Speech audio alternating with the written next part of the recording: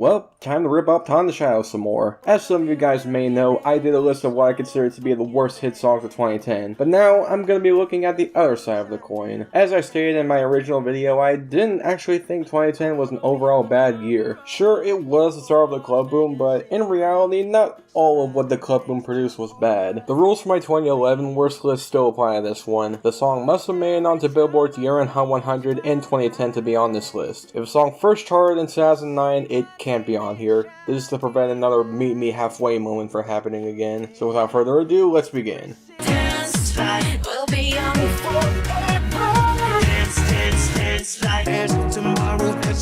So, this is gonna be quite the nuclear take, but I'm sorry, I love this song.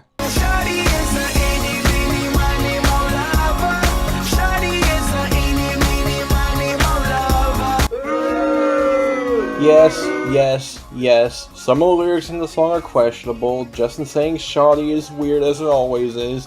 And that rap verse at the end is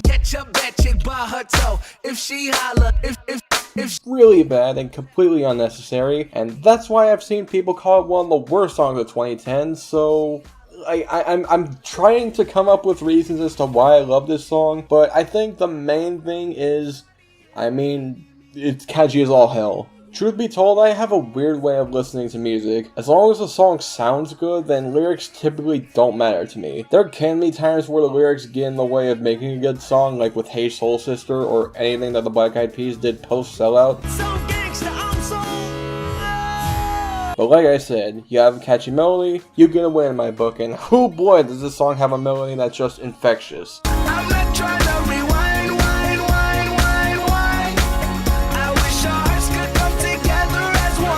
I do like Kingston's part of the song a lot more than I like Bieber's, mainly because I think his auto-tune singing fits a lot better with this beat than Bieber's regular singing. In fact, I tend to prefer the version without Bieber a majority of the time due to that fact, but it's not like Bieber gives a bad performance here. I know, this song has many undeniable problems, which is why it's only at number 10, but I can't help it, I never get bored of listening to it.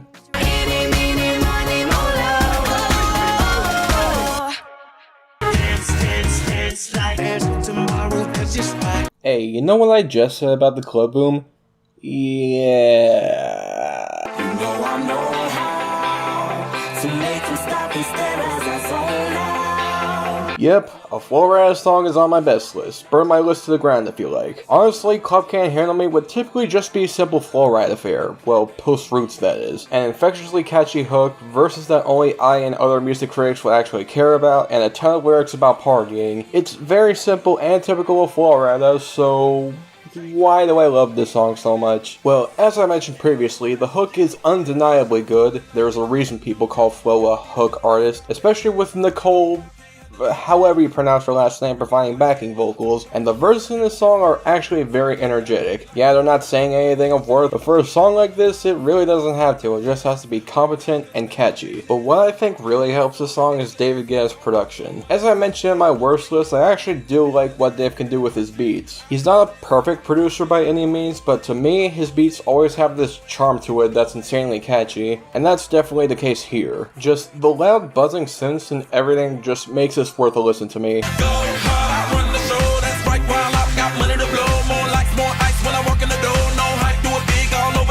But regardless of how much I like this song, I can't bring myself to put it any higher, because while it is catchy as all hell, I wouldn't feel right putting a song with no real substance over the other songs on this list. Still, gotta give props to David and Flo, you guys did good here.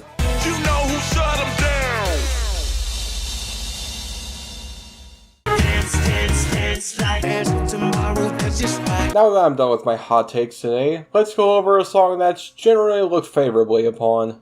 I could be chasing, but my time would be wasted. They got nothing on you, baby. Yeah, this song is nothing but pop rap fluff, but it's simple, it's catchy, whatever. But one thing I want to point out is the beat. The beat by the Smeezingtons is great with the piano along with the drum machines. I don't think there's a time where pianos didn't sound good in a rap song.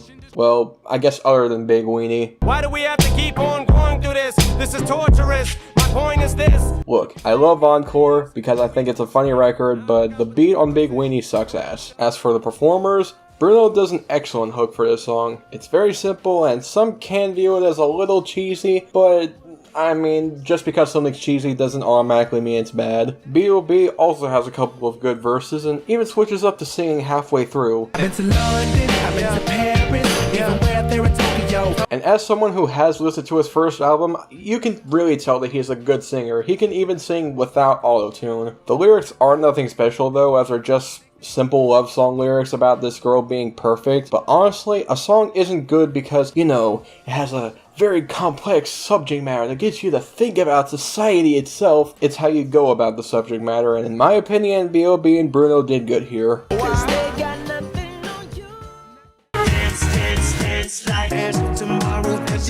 I stated in my worst of 2011 list that I consider myself a Maroon 5 apologist. I am way more forgiving of them than most, but I do prefer when they sound like an actual band, and this is one of those songs.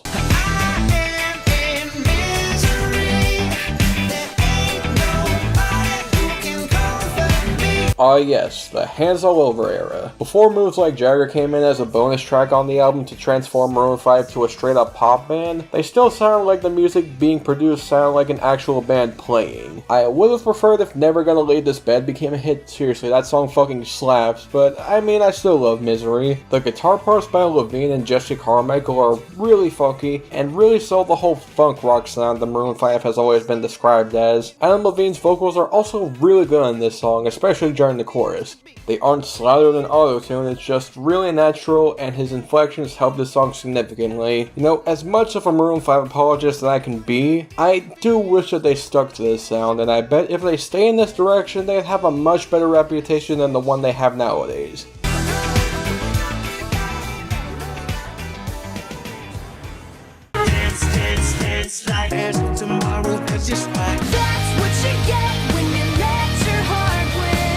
Paramore. They're such a great band, aren't they? Even if they're going in a more pop direction nowadays, they're still critically acclaimed, and songs like Misery Business and That's What You Get were pretty much must-listens for my little old self. Surprisingly enough, a Paramore song managed to stick to the year-end chart, and while it is unfortunate that it wasn't any of the pop-punk songs from Brand New Wise, such as Brick by Boring Brick or Ignorance, or rather the acoustic ballad on that album, I still fucking love it. You are the only exception, you are. Yep, the only exception managed to stay on the charts, and honestly, it deserves it. Hayley Williams is a great singer as always, and the rest of the band provides excellent instrumentation, especially near the end of the song. Similar to Nothing on You, it's basic when it comes to lyrics, as it's just about someone who doesn't believe love exists, but the person she's singing to is the only exception, hence the title. But that's no big deal when everything else about this song is great. Despite being out of the band's usual element, they still managed to do great things with it. While Paramore has changed their sound ever since Brand New Wise, from what I've listened to, it really isn't bad. Hayley still has that voice that she's always had, albeit it's less intense here, but I guess that's unrelated to this song. There's not really much I could say about this song except it's good. My way to believe it.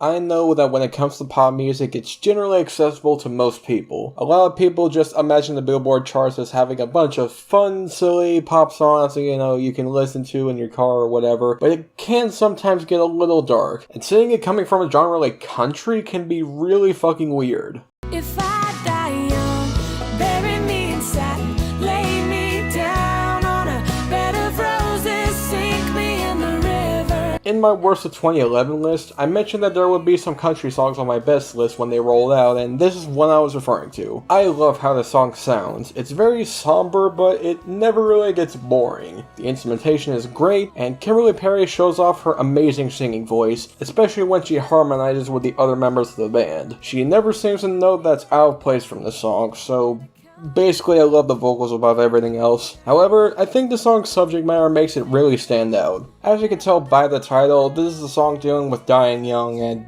man, is that dark for a country song. Like, usually when you think of country, you tend to think of, you know, happy redneck anthems about having a good time, but here we have a song about death, you know, as you do. However, I do appreciate the song for going out of the norm of what country fans usually want, and you know, I gotta applaud him for that. Overall, this is just a good song, even if it is dark as hell. And I'll wear my pearl. And tomorrow, 'cause it's right. Only makes sense that I put another country song after another. It's It's a quarter after one. I'm all alone and I need you now. I put this one above If I Die Young for one big reason: the variety of the vocals that we get on this track. Hillary Scott sings a majority of the song, but we also get male vocals from Charles Kelly, who is probably just as good. They even sing together at some points, and it sounds absolutely fucking great. And as you would expect, the instrumentation is also fucking fantastic, with even a simple but effective guitar solo near the end. The song's premise is about calling your lover when you're alone just so you can be with them, and given how both Hillary and Charles give excellent vocals on this song, you could pretty much guess that they sell the emotion 100%. Not to mention the instrumentation manages to, you know, fit with the vocals. It's very somber, but at the same time elevating when the chorus comes in. It's a somber song that doesn't get boring. And trust me, we'll get to somber songs that are boring in a later video, but the main point is, this song sounds fucking amazing. I can definitely see why Todd put this at number 1 of his best lists a decade ago, but while I don't think it deserves to top my list, it definitely has a place on it.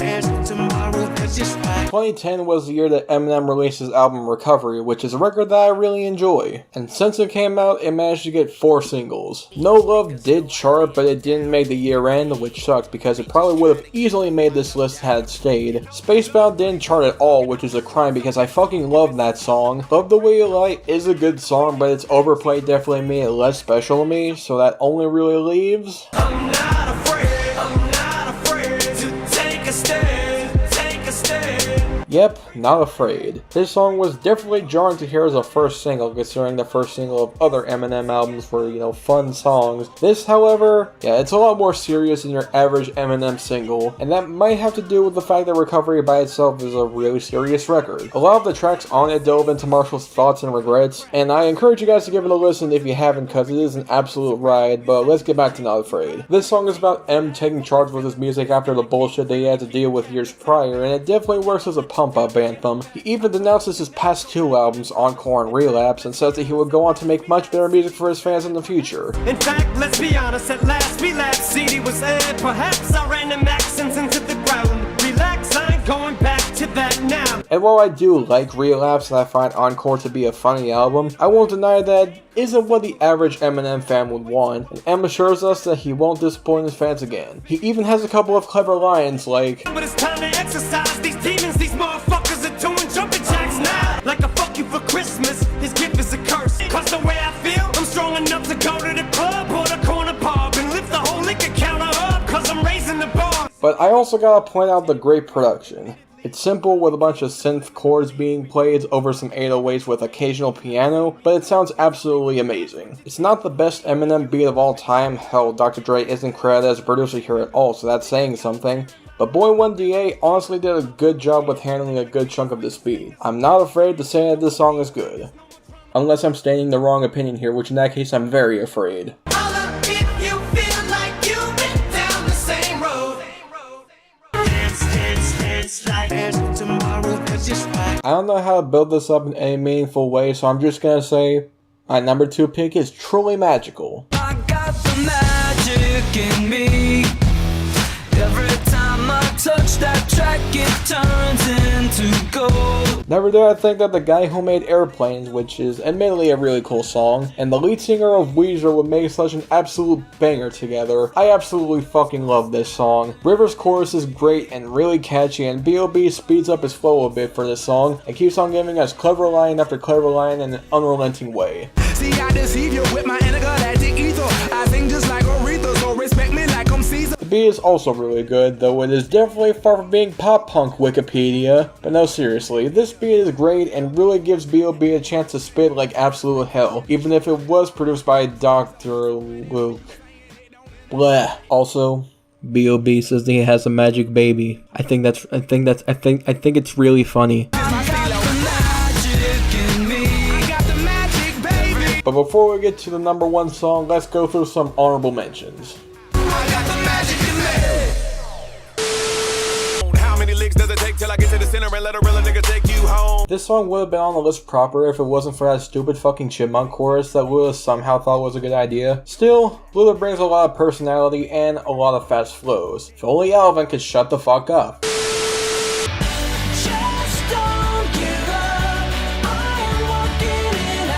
Adam Lambert gives us a taste of his natural singing chops on this song. It would have been on the actual list if the other songs didn't overtake it.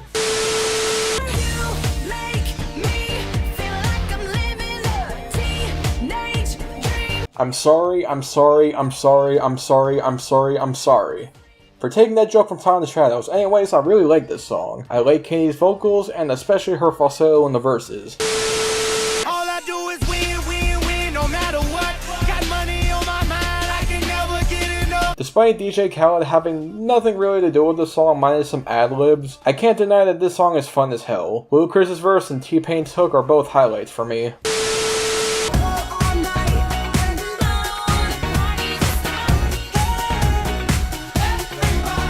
Baby, let me love you down. Some of you guys might remember that I put Usher's OMG at number 6 of my worst of 2010, and I still more or less agree that OMG was worth being on that spot, but that doesn't mean that Usher didn't release any good music in 2010. But what song could I be referring to? Well, I'll answer that with another question. Do you remember this meme? Creeper.